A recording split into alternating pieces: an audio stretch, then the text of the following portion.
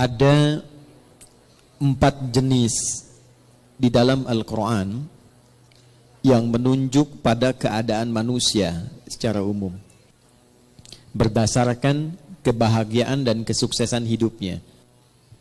Ada berapa jenis? 4 ya. 1, ini yang paling ideal. Manusia yang mendapatkan kebahagiaan, kesuksesan dunia dan akhirat. Jadi dunianya dia bahagia, sukses, akhiratnya pun dia bahagia dan sukses. Dan umumnya ini yang memang diharapkan oleh setiap insan, sehingga doa-doa yang dipanjatkan pun malam dan siang itu tidak lepas dari 2 permohonan ini.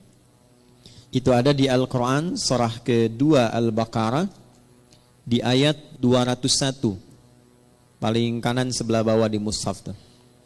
Wa minhum may yaqulu rabbana atina fid dunya hasanah wa fil akhirati hasanah wa qina adzabannar. Ini golongan pertama.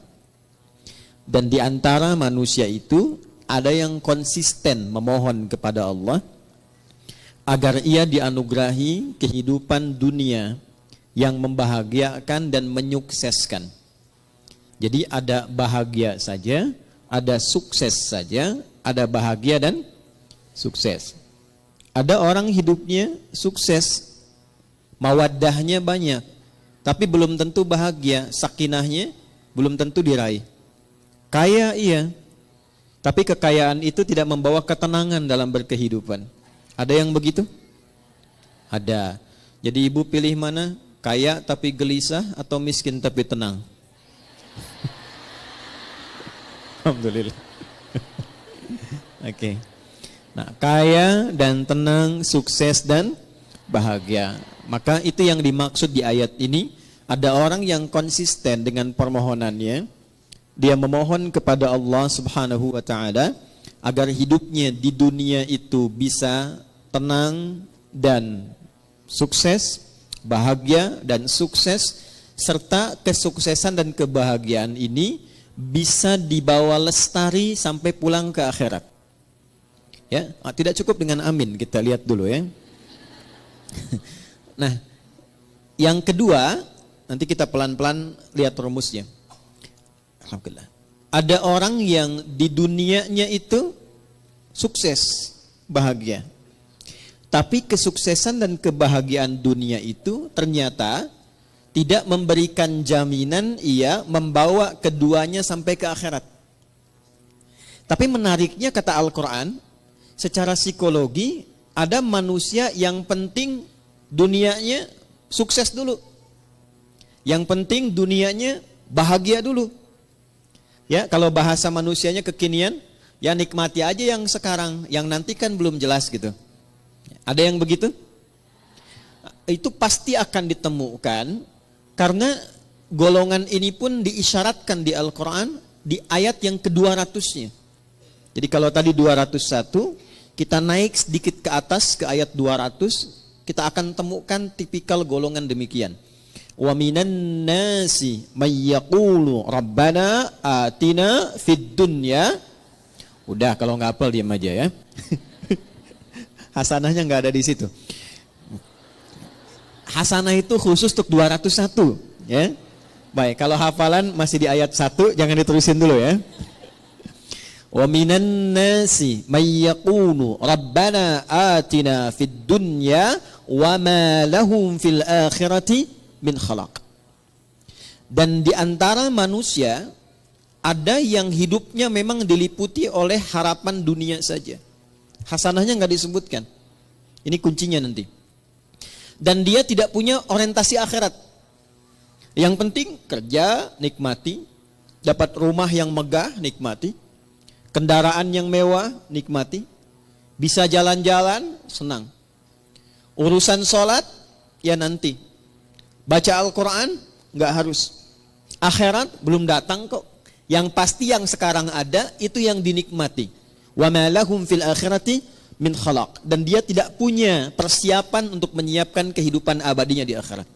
Itu yang Dua. Yang ketiga, ada golongan orang yang memang ngejar akhirat saja. Dunianya tidak terlalu diperdulikan. Dia abaikan bahkan. Ya. Dia tidak terlalu peduli apakah hari ini makan atau tidak. Dia tidak terlalu peduli apakah punya rumah megah atau tidak. Dia tidak terlalu peduli apakah punya kendaraan atau tidak. Yang penting akhirat masuk surga.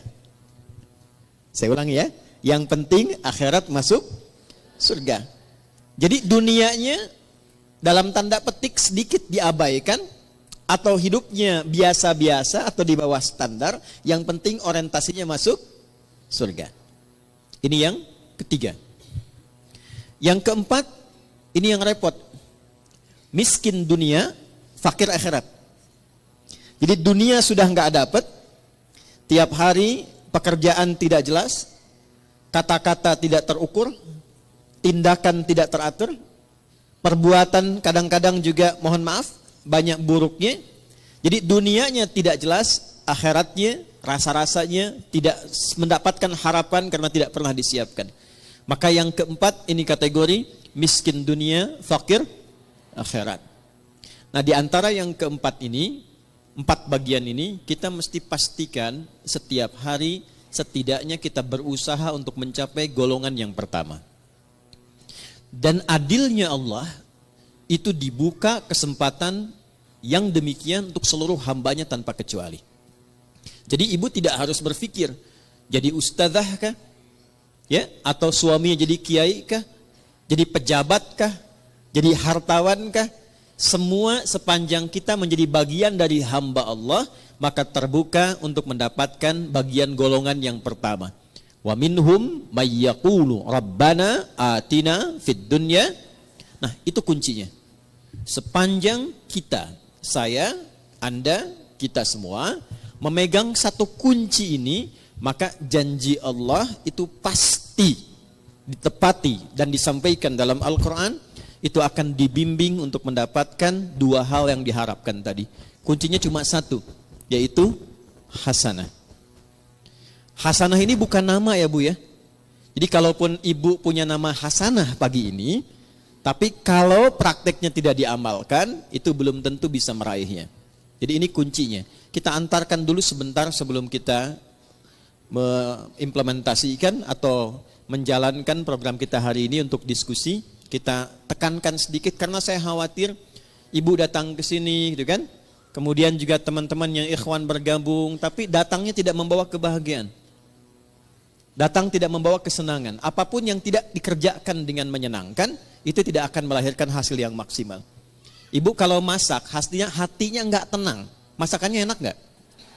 Nggak. Ngantarkan anak, situasi hatinya nggak tenang. Enak nggak? Tidak. Karena itu Islam selalu mengajarkan, selalu hadirkan kesenangan, kebahagiaan dalam semua aktivitas yang dikerjakan. Termasuk sholat. Termasuk baca Al-Quran. Ya, usahakan kalau ngaji itu hatinya tuh disenangkan dulu, ditenangkan. Beda kalau sedang gelisah kemudian ngaji, itu rasanya nggak akan enak. Ayat-ayatnya nggak akan nyampe ke kolbu. Baru masuk sedikit di lisan sudah berhenti lagi. Masuk berhenti lagi. Karena itu rumusnya yang pertama kata Al-Quran, saya agak sedikit percepat untuk menyampaikan pada inti diskusi kita. Wa minhum may yaqulu rabbana atina fid dunya. Nah ini, nggak pakai alif lam ya. Tidak menggunakan alif lam, artinya nakirah, general, terbuka untuk siapapun, dalam suasana apapun. Adilnya Allah, Rahman dan Rahimnya Allah, Allah menginginkan semua hambanya tanpa kecuali. Baik laki-laki, perempuan, tua, muda, besar, kecil, keadaan sosial apapun menurut manusia pada umumnya, kata Allah, ia punya kesempatan yang sama untuk sukses dan bahagia dunia sampai akhirat. Jelas sampai sini? Baik. Apa itu hasanah? Ya. Ada yang tahu hasanah itu apa? Ya. Ya itulah ya. Baik. Satu paling gampang dulu ya, pelan-pelan. Hasanah itu sifat dari karakter ihsan. Nanti satu kata. Akar dasarnya itu hasuna, hasan. Nanti kegiatan untuk mendapatkan itu disebut ihsan. Ahsana yuhsinu. Nah, akumulasi karakternya, sifatnya, atau bahkan value hasilnya, itu disebut hasanah namanya. Jadi kalau kita mengerjakan sesuatu dengan sifat ihsan, nah itu hasilnya disebut dengan hasanah. Saya ulang ya. Kalau kita mengerjakan segala hal dengan sifat ihsan. Sifat ihsan. Ini, ihsan.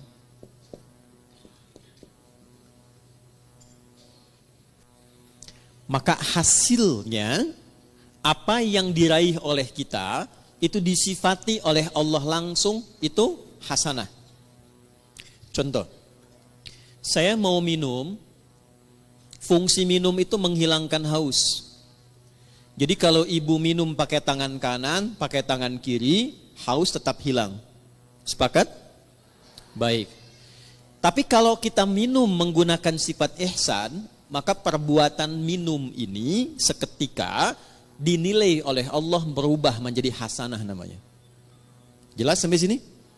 Baik. Saya ulangi lagi dengan contoh yang lain. Saya mau berpakaian. Berpakaian orang punya gaya masing-masing. Tapi ketika cara berpakaian ini dilakukan dengan ihsan, maka cara berpakaian kita itu disebut apa? Hasanah namanya. Nah, bagaimana semua perbuatan ini bisa dilakukan dengan ihsan? Maka rumusnya ditemukan dalam hadis Muslim, nomor hadis ke-8. Agak cepat ya. Hadis riwayat Imam Muslim, nomor hadis yang ke-8, yang meriwayatkan sahabat Umar bin Khattab radhiyallahu taala anhu. Kalau ibu ingin agak sedikit pendek, nggak terlampau panjang dan tebal jilidnya, panjang hadisnya, tebal jilidnya, Imam An-Nawawi pernah mengambil 42 hadis inti kehidupan. Jadi selama kita berkehidupan, kalau belajar 42 hadis ini, kehidupannya akan cenderung mendekatkan pada kebahagiaan dan kesuksesan. Dalam bahasa Arab, 40, 41, 42, sekitar 40-an, itu disebut dengan arba'in namanya. Maka beliau memberi nama kitab hadisnya dengan Al-Arba'in. Dikenal dengan Al-Arba'in An-Nawawiyah. Itu hadis nomor 8 di Sahih Muslim ini diletakkan oleh beliau, disusun di urutan yang kedua. Ya. Di Al-Arba'in nomor hadis yang keberapa? Kedua. Tentang iman, Islam, dan ihsan. Nih, dapat ini. قال عن أبي حفص عمر بن الخطاب رضي الله تعالى عنه بينما نحن جلوس عند رسول الله صلى الله عليه وسلم إذ طلع علينا رجل شديد بياض الثياب شديد السواد الشعر لا يرى عليه أثر السفر ولا يعرفه منا أحد فجلس إلى النبي صلى الله عليه وسلم ووضع كفيه على كفيه ووضع رجليه على رجليه ووضع كفيه على فخذيه فقال يا محمد أخبرني عن الإسلام فقال رسول الله صلى الله عليه وسلم الإسلام أن تشهد أن لا إله إلا الله وأن محمد رسول الله وتقيم الصلاة وتؤتي الزكاة وتصوم رمضان وتحج البيت إن استطعت إليه سبيلا قال صدقت فأجبنا يسأله فيصدقه فسأل يا محمد أخبرني عن الإيمان فقال أن تؤمن بالله وملائكته وكتبه ورسله واليوم الآخر وتؤمن بالقدر خيره وشره قال صدقت قال فعجبنا يسأله فيصدقه فسأله يا محمد أخبرني عن الإحسان أخبرني عن الإحسان فقال أن تعبد الله كأنك تراه فإن لم تكن تراه فإنه يراك. Paham? Tidak. Baik. Dari sahabat Umar bin Khattab radhiyallahu taala anhu, saya agak cepat. Satu kali tiba datang seseorang laki-laki. Bajunya itu bersih, putih bersih. Rambutnya tertata rapi. Kemudian kami nggak kenal orang ini dari mana dan tidak nampak pada dirinya bekas-bekas lelah mampir. Fajalasa ilan Nabi sallallahu alaihi wasallam, lantas beliau maju dalam ta'limnya Nabi, maju ke saf depan. Kemudian yang paling menarik itu meletakkan lututnya dekat lutut Nabi. Ya, fa asnada rukbatayhi ila rukbatayhi wa wada'a kaffayhi ala fakhidhayhi, dan meletakkan telapak tangannya di pahanya. Ini memberikan kesan, satu, sebelum sampai ke isi hadisnya, memberikan kesan Nabi sedang mencontohkan malaikat yang sedang menyamar menjadi penuntut ilmu kalau ingin sukses belajarnya. Bukan hanya untuk ibu yang dari majlis taklim sekarang. Misal, anaknya ibu ingin sukses di sekolahnya. Yang sedang kuliah di kampus ingin sukses belajarnya.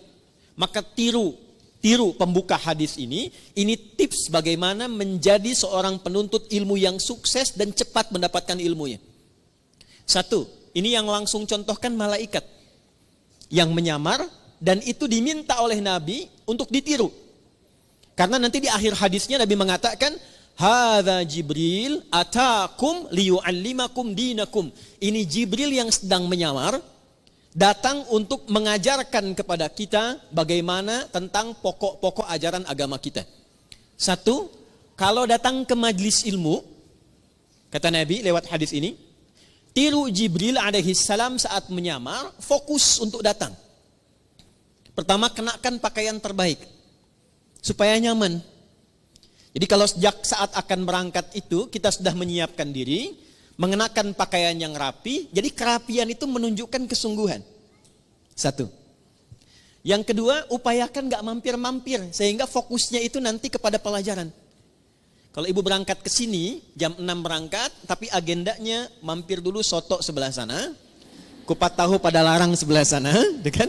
Kemudian mampir dekat situ ada mie ayam, ya. Jadi 30% sudah diambil, nyampe sini sudah terlambat, tinggal fokusnya 70%. Ya.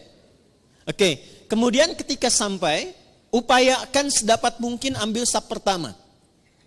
Sedapat mungkin. Ya, kemudian terus ke belakang, terus ke belakang, terus ke belakang. Sehingga apa yang kemudian disampaikan lebih mudah didengar. Lebih jelas, lebih baik. Awas nih, ini mahasiswa kadang-kadang datang sudah masuk kampus, duduk paling belakang, sudah nggak pernah nanya, absen titip teman tuh ya. Nah, itu bukan tipikal seperti yang diinginkan hadis ini. Kalau ingin sukses, ambil akses yang memudahkan kita untuk mendapatkan informasi. Kalau nggak terlampau dekat di depan, cari yang dekat mic, ya, supaya mudah mendapatkan apa yang disampaikan. Lalu setelah itu, ini dia poinnya. Beliau kemudian bertanya. Kalau tidak tahu, tanya. Kalau ingin dapat informasi baru, tanya.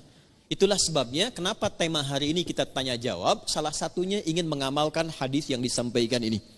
Tapi sebelum ke sana, kita ingin pastikan semua yang bertanya itu berada dalam naungan kasih Allah untuk mendapatkan kebahagiaan dan kesuksesan dalam hidupnya. Di antara yang ditanyakan itu ada 4 pertanyaan. Satu di antara 4 ini adalah ihsan. Ya, fokus. Saya akan langsung cepat ke ujungnya. Al-ihsanu, ihsan itu an ta'budallaha. Perhatikan cara menerjemahkannya. Izin saya pelankan. An ta'budallaha. Engkau menjadikan seluruh aktivitasmu sebagai ibadah karena Allah.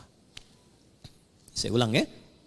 Sebab nanti kalau cuma lihat terjemahan, artinya menjadi begini, engkau menyembah Allah. Itu tekstual. Sedangkan penjelasan detailnya, ya kalau kita keluarkan kata per kata dan rumus bahasa Arabnya, itu menjadi begini terjemahan tafsirnya. Engkau menjadikan seluruh aktivitasmu sebagai ibadah karena Allah. Dulu satu poinnya. Jadi bukan cuma sholat saja. Makannya, jadikan ibadah karena Allah. Berpakaiannya, jadikan ibadah karena Allah. Berumah tangganya, jadikan ibadah karena Allah. Saya tes sebentar ya. Maaf ya, maaf. Ibu itu merawat, mendidik anak karena sayang, karena Allah. Masa? Hah? Ganti ya. Baik. Ibu itu berpartner dengan suami karena cinta atau karena Allah? Ini maksa banget ya, cinta karena Allah. Udah. Itu ada cirinya. Gini contoh.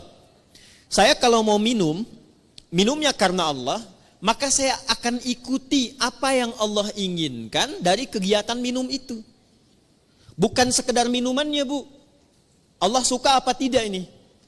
Ya.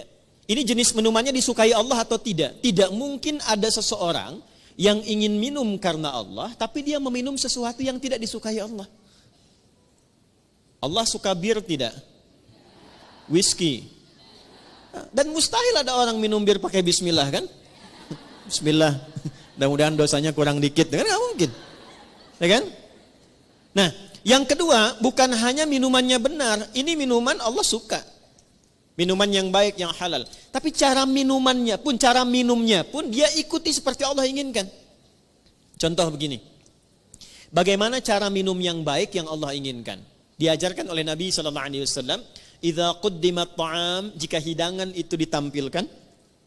Perhatikan kalimatnya. Khudh biyaminika ma yalik, ambil dengan tangan kananmu. Satu. Yang paling dekat denganmu. Ini ada di sini misalnya. Izin. Kemudian di sisi lain ada minuman yang agak jauh.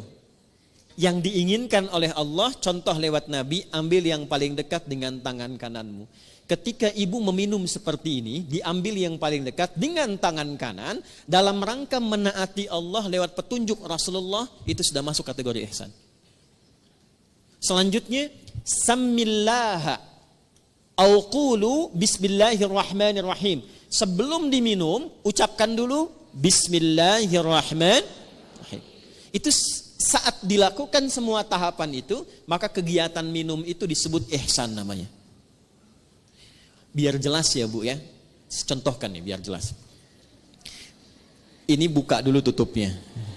Ya, karena nggak mungkin diminum dengan tutup. Ya.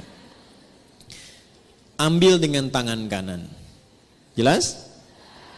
Sebut nama Allah. Bismillahirrahmanirrahim. Minum. Alhamdulillah. Jelas? Belum jelas? Ambil dengan tangan kanan. Sebut nama. Bismillahirrahmanirrahim. Jelas? Alhamdulillah. Maka saya pelan-pelan, kegiatan minum itu yang disebut dengan ihsan, dan dia menghasilkan nilai di sisi Allah disebut dengan hasanah namanya. Nah, hasanah inilah yang kemudian melahirkan apa yang kita sebut dengan berkah. Berkah. Ini dia. Teruskan turunannya. Berkah inilah yang mengantarkan pada kesuksesan dan kebahagiaan. Nih, sukses plus bahagia. Ini asalnya. Dan keduanya ini tidak berhenti di dunia. Sepanjang dilakukan dengan sifat ihsan, ditulis dengan hasanah, keluar sifat berkah, mengantarkan pada sukses dan bahagia, dan perjalanannya terus panjang mengiringi sampai ke akhirat. Nih, sampai ke akhirat. Pelan-pelan ya. Ini poinnya. Makanya sering kita katakan di lisan kita, saya pengen cari berkahnya aja. Saya pengen cari berkahnya. Nah, berkah itu Bu, bukan harus kita tafsirkan sedikit, tidak. Bisa banyak. Bahkan kalau kita lihat bahasa Al-Quran, lafaz berkah dalam Al-Quran itu yang paling menarik ketika benar dikerjakan dengan sifat ini, itu dijamakkan bentuknya. Bentuknya jamak. Yuk, saya gali dengan cepat sedikit ya Bu ya. Pelan-pelan lihat rumusnya ke sini. Pekerjaan dikerjakan dengan apa tadi? Nah, rumus untuk menjadi ihsan itu, rumusnya 2, iman plus takwa. Iman plus takwa sama dengan ihsan. Karena itu sering kita diminta dalam Al-Quran, tingkatkan takwamu, tingkatkan takwamu. Pernah dengar nggak kalimat itu? Ya, tingkatkan takwamu. Dan kalimat takwa itu seringkali dibuka dengan iman. Atau disandingkan dengan iman. Ali Imran ayat 102. Ya ayyuhalladzina amanu taqullaha haqqa tuqatih. Iman dan takwa. Iman dan takwa. Kenapa kita diminta beriman dan bertakwa? Supaya muncul karakter ihsan. Kenapa bisa menjadi ihsan? Supaya mendapatkan hasanah.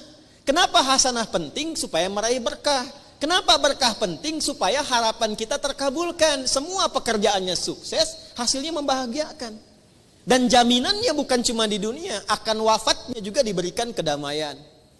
Di alam kuburnya diberikan keberkahan. Di akhiratnya dibuka keberkahan. Jadi kalau sudah muncul iman takwa, lahir ihsan, itu keberkahan dibuka di langit dan di bumi. Saya ulangi, di langit dan dibuka, di langit dan di bumi itu dibuka. Ada di Quran surah ke-7 ayat 96.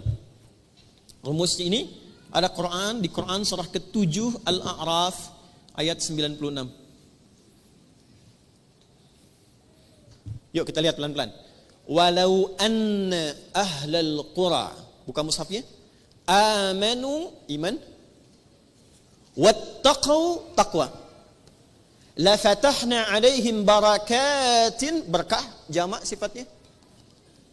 Lihat ayatnya. La fatahna alaihim barakatin minas sama'i wal ardh. Langit dan bumi. Ada ayatnya?